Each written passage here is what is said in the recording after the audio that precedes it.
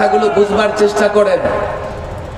আমরা উদার, আমরা সহনশীল, এটা ইসলাম, ইসলামী জ্ঞান অলিপুরি সাহেব বলে গেছেন। কিন্তু এর মানে এই নয় যে আমাদের রোজা আর তাদের পূজা এক হয়ে যাবে। আফসোস, শত আফসোস। আজকে একজন নেতার আমি যখন অনুসরণ করব, আমি যদি আগে সিদ্ধান্ত নিতে না পারি এই নেতার কতটুকু অনুসরণ করব। এখানে নানা দলের নেতা কর্মীরা আছেন, আমি কথা বলি না যে আপনারা আপনাদের নেতাদের ছেড়ে দেন, রাজনৈতিকভাবে আপনি কোনো দল করবেন না, আমি সেটা বলি না, সিদ্ধান্ত আপনার। কিন্তু আমি আপনাকে বলে দিতে পারি কতটা অনুসরণ করবেন।